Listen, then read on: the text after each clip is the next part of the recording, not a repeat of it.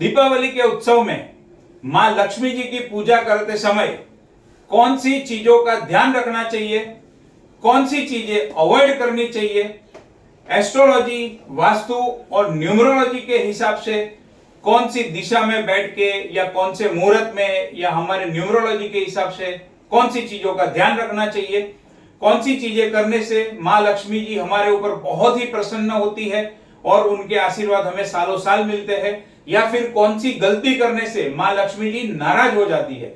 ये सारी चीजों के बारे में आज मैं आपको बताने वाला हूं। बेहद ही इंपॉर्टेंट वीडियो है क्योंकि दिवाली बहुत जल्द आ रही है। धनतेरस के दिन आप, मैं, हम सब लोग मां लक्ष्मी जी की पूजा करेंगे, उनके आशीर्वाद लेंगे और उन्हीं के आशीर्वाद से हम लाइफ में तरक्की भी करेंगे। तो मां लक्ष्मी जी की पूजा के समय कौन सी चीजों का ध्यान रखना, उसके ऊपर आज का ये वीडियो है। चलिए शुरू करते हैं। अब मां लक्ष्मी जी की पूजा दीपावली के जो मेन 5 दिन गिने जाते हैं उसमें से धनतेरस के दिन उनकी पूजा की जाती है। अब धनतेरस मतलब तेरस, तो तेरस की जो तिथि है वो तिथि के हिसाब से तेरस कौन से दिन पे, कौन सी डेट पे आती है वो पहले बता देता हूं।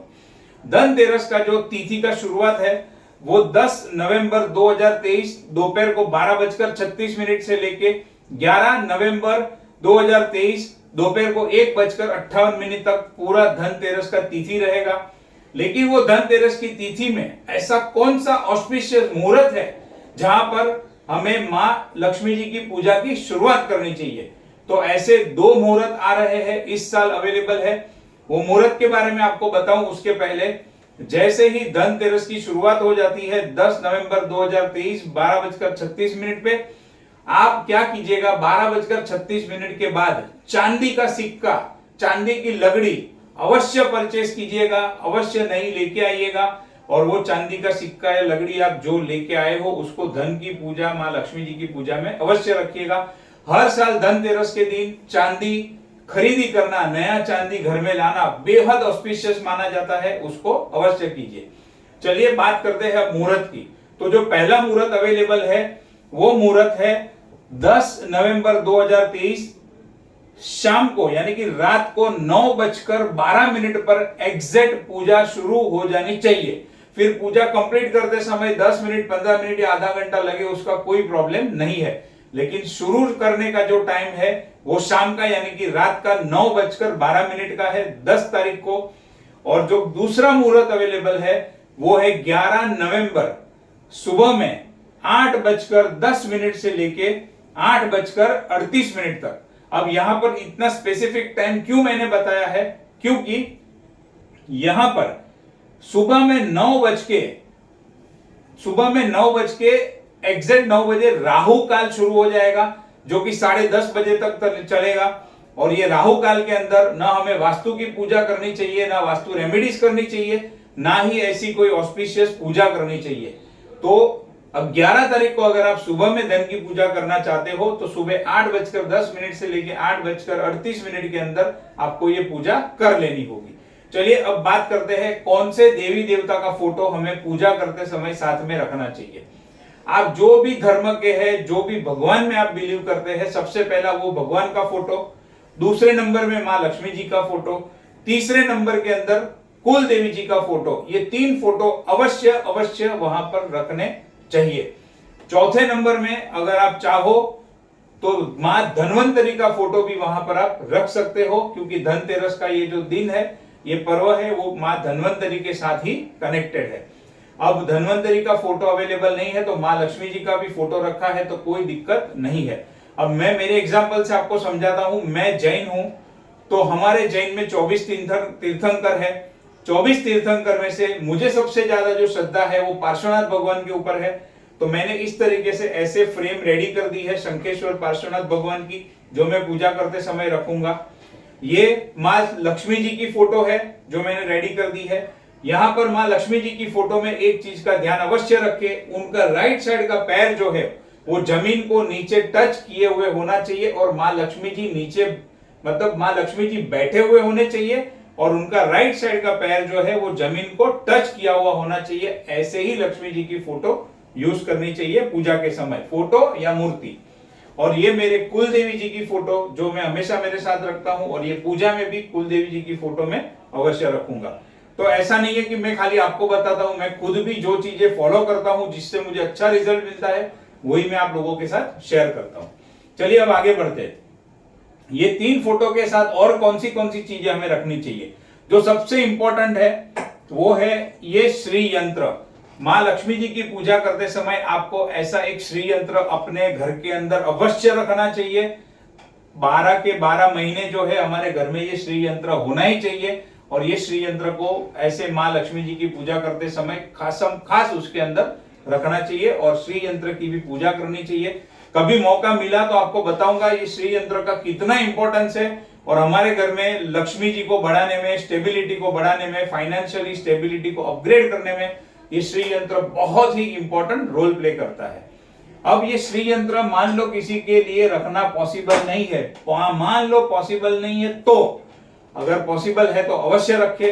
तो आप ऐसे यंत्र भी रख सकते हो जो यंत्र अवेलेबल है, लेकिन ये सारी चीजें, ये श्री यंत्र या ऐसे यंत्र जो मैंने आपको बता रहा हूं वो ओरिजिनल क्वालिटी के होने चाहिए, पूरे चार्ज किए हुए होने चाहिए, उसके ऊपर विधिवत सारी चीजें की हुई होनी चाहिए, तो ही ये यंत्र आपको बेनिफिट देते हैं। अदरवाइज खाली ऐसे मार्केट से कोई सादा यंत्र लेके आओगे, कोई बेनिफिट होने वाला नहीं है। ऐसी अच्छी क्वालिटी का यंत्र यूज करें। इसमें एक है श्री यंत्र, एक है कुबेर यंत्र। कुबेर का संबंध भी जो है वो धन के साथ, लक्ष्मी के साथ है, यानी कि पैसे के साथ है। तो ऐसे अलग अलग यंत्र भी रख सकते हो, या फिर कंबाइन करके ऐसे भी कॉम्बो यंत्र मिलते हैं, तो आप ऐसा एक कॉम्बो यंत्र भी रख सकते हो।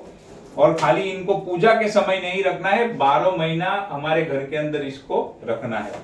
तो ये हो गई यंत्र की बात। अब बात करते हैं कौन से कॉइन्स रखने चाहिए। लक्ष्मी पूजन करते समय जो करेंसी के कॉइन्स अभी हमारे कंट्री में वैलिड है उसको ही रखना चाहिए। जो आउटडेटेड हो गए हैं, जैसे 58 है, 54 है, 5 पैसा है, 10 पैसा है, सब आउटडेटेड हो गए, उसको बिल्कुल भी नहीं रखना चाहिए। 1 रुपये से लेके 20 रुपये के कॉइन अभी हमारे कंट्री में वैलिड है, तो उसी को रखना चाहिए। उसकी क्वांटिटी जितनी रखनी चाहिए, आप जितनी रखनी हो आप रख सकते हो, लेकिन आउटडेटेड कॉइन्स नहीं रखने चाहिए। उसी तरीके से जो करेंसी नोट्स है उसको भी अवश्य रखना चाहिए। 50 रुपया, 100 रुपया, 200 रुपया, 500 रुपया, जो मैक्सिमम टेंडर अभी हमारे कंट्री में चल रहा है वो अवश्य रखना चाहिए, और बाकी के नोट्स भी डेफिनेटली रखने चाहिए। अब ये करेंसी नोट रखते समय न्यूमरोलॉजी का खास ध्यान रखना चाहिए कि कौन से नंबर वाली नोट अगर मैं धन की पूजा करते समय रखूं तो मुझे सबसे ज्यादा बेनिफिट हो। मेरी बर्थ डेट के हिसाब से मुझे कौन सी नोट रखनी चाहिए जिससे मेरा न्यूमरोलॉजी का और मेरे धन का, मेरे लक्ष्मी जी का डायरेक्ट संबंध बन जाए और मुझे बहुत ज्यादा एक्स्ट्रा बेनिफिट मिले। उसके ऊपर भी मैं आपको डिटेल में बताऊंगा, और यहाँ वीडियो में पॉसिबल नहीं हुआ तो मैं इसकी एक रील बना के अपलोड कर दूंगा। मेरे फेसबुक के ऊपर फॉलो जरूर कर लीजिएगा, वहां पर आपको इसके ऊपर रील मिल जाएगी। यहाँ पर टाइम की थोड़ी पाबंदी मुझे लग रही है। चलिए आगे बढ़ते हैं। तो गलती से भी जो करेंसी नोट्स बंद हो गई है, कॉइन्स बंद हो गए, उसको नहीं रखना है। अब कौन सी दिशा में बैठना है, ये एक सबसे इंपॉर्टेंट सवाल है। वास्तु के हिसाब से हमें धन की पूजा करते समय, लक्ष्मी जी की पूजा करते समय नॉर्थ ईस्ट डायरेक्शन में बैठना चाहिए, और हमारा फेस जो है वो या तो नॉर्थ दिशा की तरफ रहना चाहिए या फिर ईस्ट दिशा की तरफ रहना चाहिए। अगर कोई कारण से नॉर्थ ईस्ट पॉसिबल नहीं है तो नॉर्थ से लेके ईस्ट के बीच में जो भी जोन आपके घर में अवेलेबल है वहां पर आप धन की पूजा, लक्ष्मी जी की पूजा करने के लिए बैठ सकते हो, और आपका फेस जो है वो आपको नॉर्थ या तो फिर ईस्ट में रखना है।